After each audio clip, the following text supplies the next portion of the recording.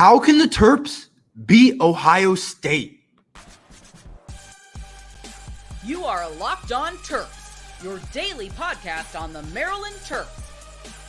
Part of the Locked On Podcast Network, your team every day. What's up, everyone? I'm Tre Moore, host of Locked On Terps, part of the Locked On Podcast Network, your team every day. And thank you for making us part of your day. And this episode is brought to you by FanDuel Sportsbook, the official sportsbook of Locked On. Make every moment more. Right now, new customers get to bet $5 and get $200 in bonus bets guaranteed. Visit FanDuel.com/locked-on to get started. It's almost that time. Maryland versus Ohio State. One of the biggest games we have played in a while. A humongous game. One of the biggest games, not only just for us, but in terms of the Big Ten. It's one of the biggest games in the Big Ten this year.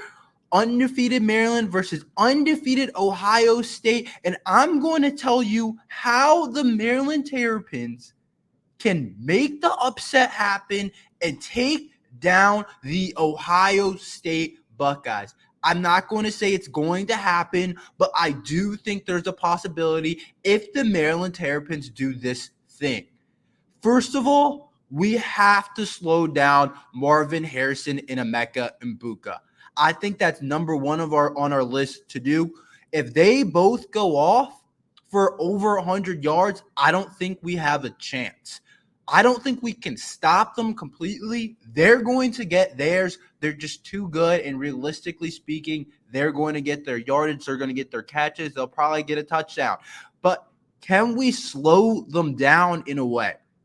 Put a safety over Marvin Harrison. Did what Indiana did. Indiana, I thought, had a really good game plan against Ohio State where they only gave up 23 points to Ohio State's offense. That was Ohio State's first game. They're still getting the quarterback situation figured out, but I still liked Indiana's game plan. They forced Marvin Harrison to only 2 catches for 18 yards and Emeka Mbuka 3 receptions for 16 yards. And instead, they forced Cade Stover, their really good tight end who's going to be an NFL player, and Fleming, their other wide receiver, the third wide receiver, to make plays. Cade Stover had 5 receptions for 100 yards, and Fleming had 6 receptions for 60 yards in the Indiana game. I'm okay if those two have a lot of yardage and more than they normally have and more than their average. If it means Emeka and Marvin Harrison have a little bit less, because I think if we give those two the opportunity to go off, that 100 yards that Cade Stover got against Indiana, if we let Marvin Harrison do that, that can turn into 160 yards and 2 touchdowns with Marvin Harrison's. So overall, I think if we limit both of those two, then we can have a really good chance. And at the end of the day, we probably can't. But can we stop one of them? Stop one of them could be a big key, just like what Notre Dame did. Notre Dame only gave Marvin Harrison 30 yards. And guess how many points Ohio State put up against Notre Dame? They put up 17. They couldn't score. There's a theme if you go into their games. The ones where they put up big numbers, it's where Marvin Harrison goes off. Look at Western Kentucky. Marvin Harrison went off for 120 yards and had a touchdown, and Ohio State put up 63. Emeka Mbuka still had a really good game against Notre Dame. He had above 80 yards, played a really solid game. So if Emeka goes off, but we limit Marvin Harrison, that could absolutely be a key. Out of everything on their team, I think that's the most dangerous part of it, and that's the thing that concerns me the most. And I've said it, our secondary is one of the best in the Big Ten. I think that's true. And Tarheeb Still and Jaquan Shepherd have to play like animals this game. They have to play on the level of Marvin Harrison, the best wide receiver in the country. A lot of people say generational prospect, a guy that's going to be a top 3 pick, maybe at the wide receiver position. They have to find a way to steal a couple plays. I hope they've watched film and pick up a couple things that he likes to do, maybe in and out of his breaks or anything like that. I hope they're ready to go. Tarheeb still did get banged up last week, so Tarheeb's health is going to be a huge thing in terms of Maryland beating Ohio State. But our secondary overall has to show up. It can't be a slow start. We know the Terps have started slow in a lot of games. Slow start against Charlotte, down 14-0. But a slow start against Ohio State, guess what that might turn into? That might turn into, oh, shoot, snap. We're down 23-3 in the middle of the second quarter. Or we're down 21-0 at the end of the first. A slow start against Ohio State, we're not rebounding from that. There's no coming back from a slow start against Ohio State. You can come back from a slow start against Charlotte, but Ohio State is a different.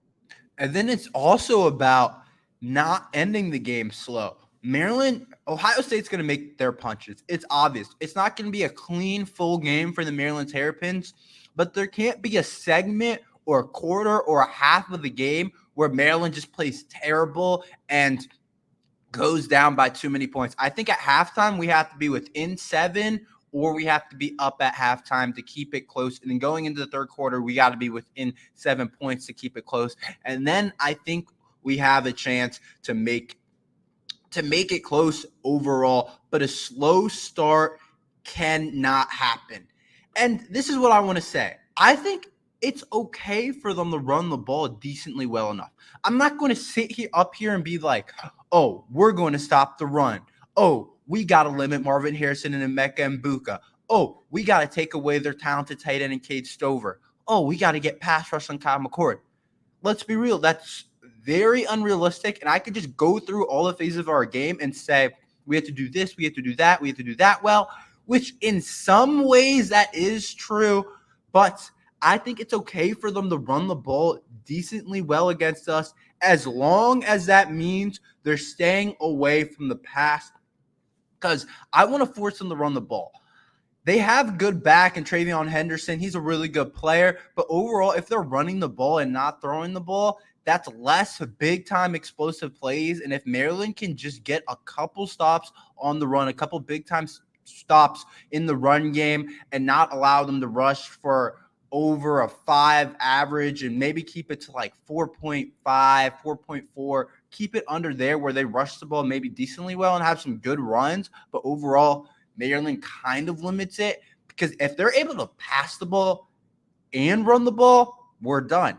There's no shot at beating us. But I select that we take away their biggest weapon and the maybe the best player in the country in Marvin Harrison. I select that we take that away. So if we give up some stuff in the run game and they rush for maybe 100 yards with Travion Henderson, maybe that's okay, because maybe we can get stops like that. Maybe we can get lucky and they get a holding penalty on 2nd and 6, and now they're at 2nd and 15 or something like that, or 3rd and 15, and we can get off the field.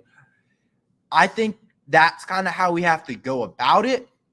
I'm not sure what the Maryland game plan is going to be exactly on defense, but I do think we kind of have to pick our poison here. I don't think there's a way for us to go into this game and say, we stop them there, we stop them here, and we're going to win the game.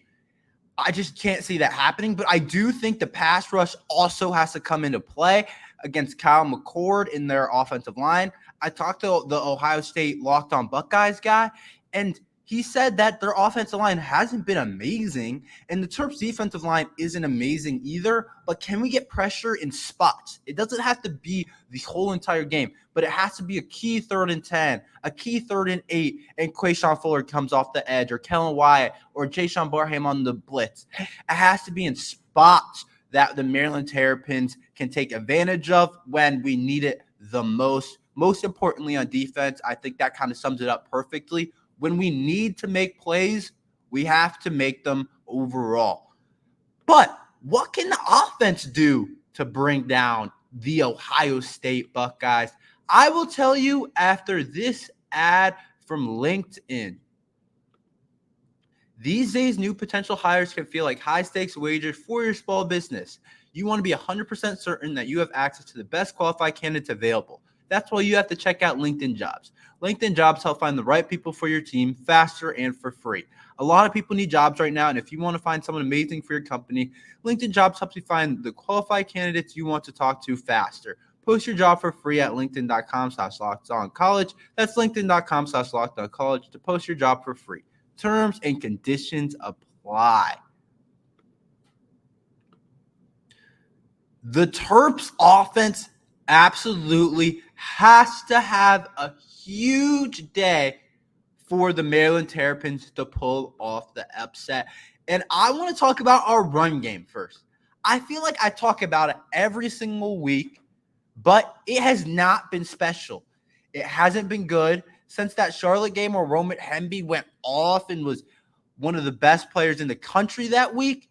Roman Hemby has slowed down tremendously. In the last couple of games, he's averaged under 4 yards per carry, and it just hasn't – the offensive line hasn't run block particularly well for him.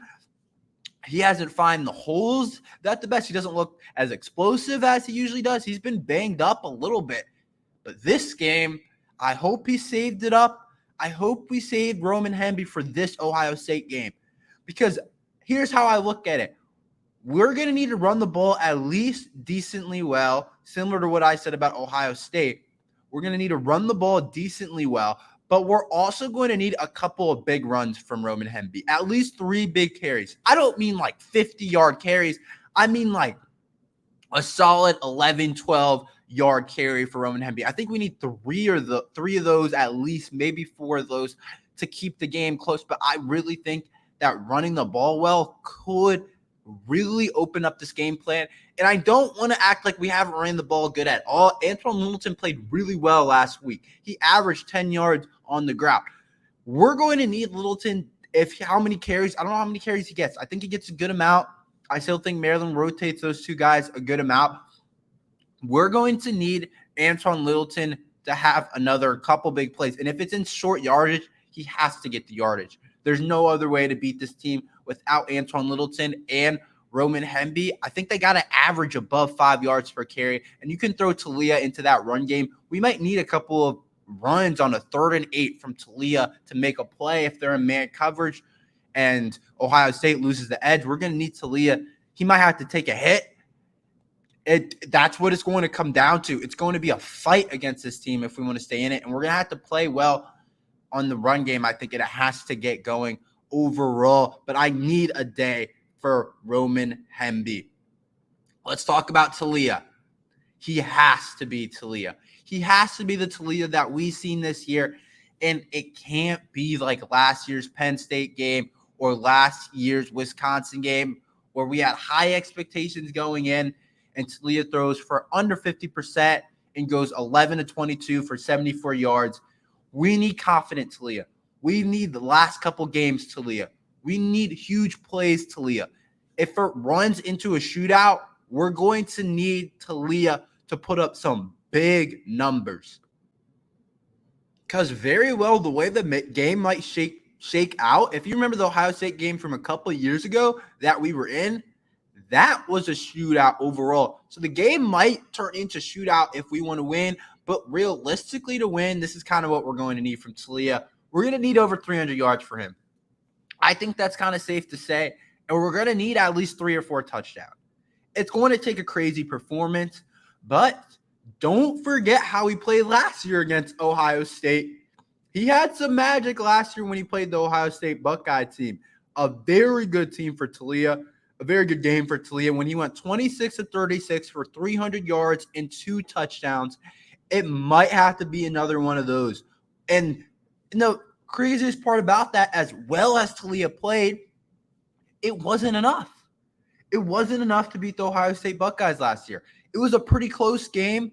And honestly, if it is that close again, I kind of look at it as a win for the Maryland Terrapins. I know you don't take losses as mental wins. You don't really do that. But as a fan and as a podcaster, I kind of have to take that win if it ends up being that close to the game again.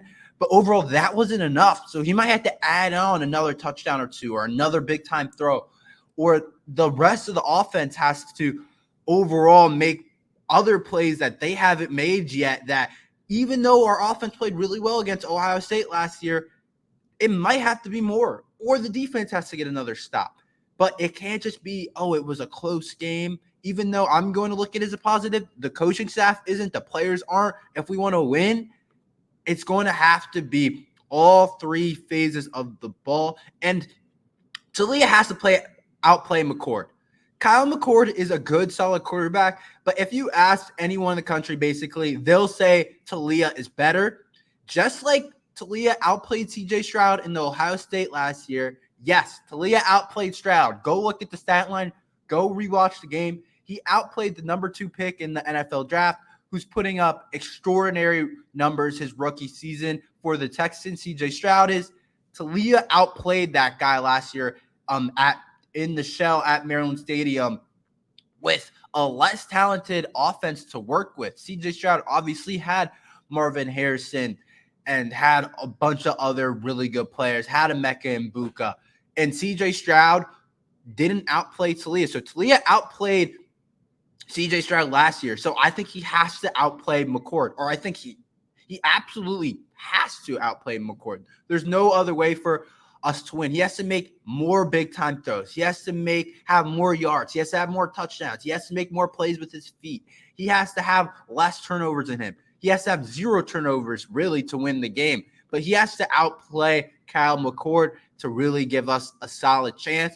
But overall, if the run game is going kind of well, like realistically, every phase of the offense isn't going to go well. But if the offense is running the ball maybe decently well and Taulia is having one of his games, anything can happen, really, especially when Taulia is having his games. But to allow Taulia to have one of his big-time games, maybe the most important part of this is the offensive line. If the offensive line can play well and give Taulia time to find our talented wide receiver group, the Terps have a chance. Forget the run game. If we're not running the ball well, okay. But if the offensive line is giving Taulia time to throw the ball, and I've heard that Ohio State pass rush has been kind of disappointed. They have a lot of really good players over there. They got 5 stars almost everywhere you look, but I've heard it's been disappointing so far this year.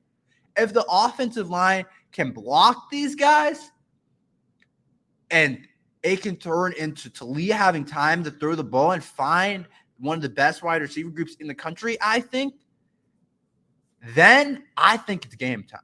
I think it's time to go. Because as long as Taulia doesn't throw over the ball and has played the way that we have expected him to play and that he's played all season, if he has time, there's no telling what can happen in this game. I really think the Maryland Terrapins offense, they can score against the defense. I'm not going to say Ohio State's defense is bad. It's a really good group. It's going to be hard to score points.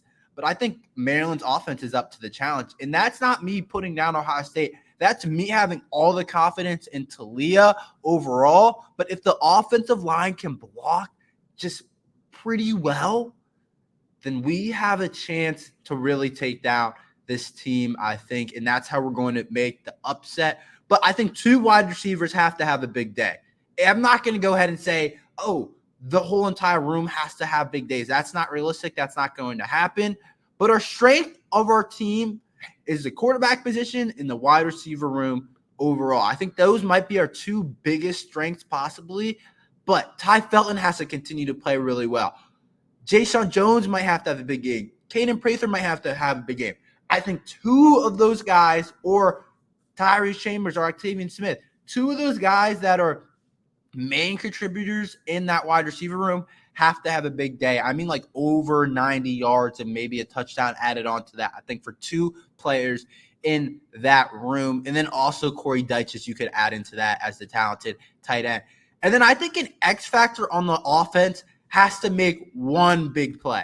I'm looking at a Tyrese Chambers who's been quiet so far this year, or Octavian Smith who has played well in spots but is really talented.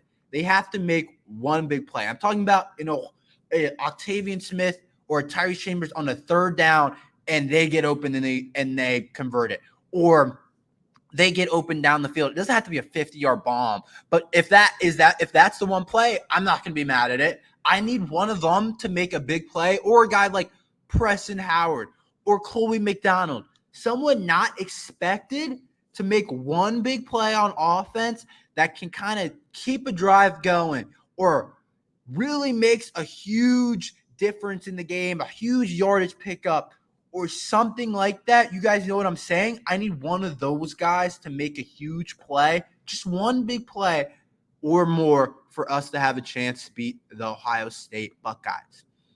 Will the Terps cover? Or better yet, will they win? I'll tell you after this message from FanDuel. Snap into action this NFL season with FanDuel, America's #1 sportsbook. Right now, new customers can get $200 of bonus bets guaranteed when you place a $5 bet. That's $200 in bonus bets, win or lose. If you've been thinking about joining FanDuel, there's no better time to get in on the action. The app is easy to use. There's a wide range of betting options, including spreads, player props, over-unders, and more. So visit FanDuel.com/lockedon and kick off the NFL season. FanDuel, the official partner of the NFL. College football season is here, and this season Locked On is kicking up your coverage with Locked On College Football Kickoff Live. Each Friday, Locked On will go live from 11 a.m. to 1 p.m. Eastern on every Locked On College YouTube channel. College Football Kickoff Live will cover playoff implications, the conference rivalry games, and go in depth like only Locked On can, including insight and analysis from our stable of Locked On College hosts covering their team every day. Find Locked On College Football Kickoff Live every Friday at 11 a.m. Eastern on any Locked On College YouTube channel. You won't want to miss it. Let's get into some over and unders for the week, and will the Terps cover against Ohio State or win? Taulia Tagovailoa over under 280 yards. I'm going to say over. Even if we're down, I think to get back into the game, we're going to be throwing the ball a lot. I think from the start, we're going to throw the ball a good amount. So I think Taulia goes over the 280-yard mark. I'd be surprised, honestly, if he doesn't get into 300 yards, unless the offense is so disgruntled and Ohio State's defense really messes us up like that. But I expect him to get over into the 300-yard mark with how many times we usually pass the ball. Let's talk about Kyle McCord, Ohio State's quarterback. Over under 235 yards for Kyle McCord. I want to say under, and I think there is a way where he goes under and they still win the game pretty handily. I can see that happening for sure, but I'm going to say over, honestly. I think it's hard for me to say that Maryland's secondary is just going to be able to slow down straight NFL wide receivers everywhere, an NFL tight end, and just 5-star recruits all over the place. It's hard for me to say that's going to be slowed down until I really see it. So I'm going to say over for the yardage for Kyle McCord. But I do have confidence in our secondary to slow down those guys and our pass rush to get to Kyle McCord. Roman Hemby, will he finally get going? Over under 55 yards for Hemby. I think he has to have over 55 yards. If he doesn't have over 55 yards, I doubt we can win the game. So I'm going to say 55, or not even just win the game. Just to cover, I think he has to have above 55 yards. So I'm going to say 55 yards for that sake. Ty Felton, will he continue to dominate? Over under 60 yards for Ty Felton. I'm going to say under. I think it'll be other guys in that wide receiver room this game. I think it might be Caden Prather, Jay Sean Jones, maybe Octavian Smith, maybe Tyree Chambers. But I think they're going to game plan a little bit for Ty Felton and not let them sneak up on them like what happened against Michigan State and against Indiana, where he led our team receiving, because I felt like those teams weren't exactly ready for him and underestimated his talent a little bit. But I'm going to say under for Ty Felton in this game. Marvin Harrison, will we hold him under 75 yards? I want to say yes, but realistically, if my life was on the line, I'd say he'd get the 75. It's just he's going to create too many. It's just he can create a big play there, and he already has it, basically. It's hard for me to sit here and not lie and just say we're going to stop him. I hope we can limit him. I do, but it's going to be really hard. So I'm going to say over for Marvin Harrison. But let's get into the spread. The spread is 19.5. It's a pretty big spread, and this is the first game the Terps are underdogs. Will the Terps cover the spread? I'm saying yes. I think we cover the 19.5 points. That's a lot of points. It can still be like an 18, 17-point game, and we cover the spread. Maryland has covered the spread 4 to 5 times this season. But I think we're ready to go. I think we got talent. I think this is Coach Loxley's best team yet. I think they have confidence.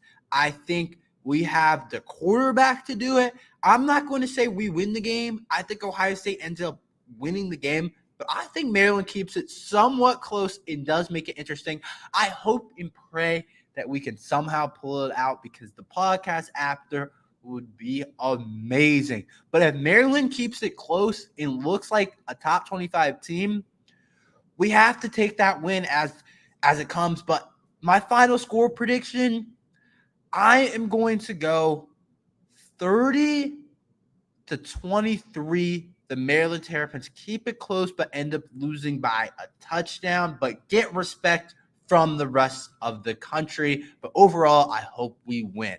That's all we have for just today. Tomorrow after the game, I will be on here on the post-game show talking about what expired in the game.